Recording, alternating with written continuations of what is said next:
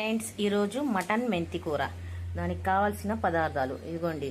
Mutton పావు KG, 100 gram మెంతి కూర, టమాటాలు 2 పెద్దవి, కొత్తిమీర, ఉల్లిపాయ 1, పచ్చిమిర్చి, పసుపు, కారం, ఉప్పు మీకు టేస్ట్కి తగినంత, కొబ్బరి పొడి, గరం మసాలా ఇవన్నీ వేసి ఎలా చేయాలో చూపి. ముందుగా కుక్కర్ పెట్టుకొని అందులో ఆయిల్ వేసుకోండి.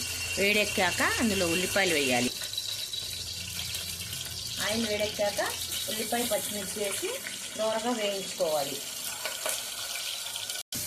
ఉల్లిపాయలు వేసుకుండగా అల్లం వెల్లుల్లి పేస్ట్ వేసి పచ్చి వాసన పోయే వరకు వేసుకోవాలి. ఇలా వేసుకుంటూ వేగాక టమాటా వేసేసి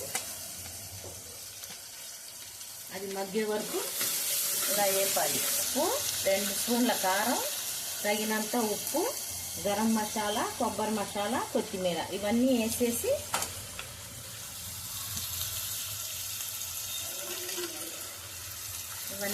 ఇలా ఒకసారి కలుపుకొని ఇందులో మటన్ వేసుకోవాలి.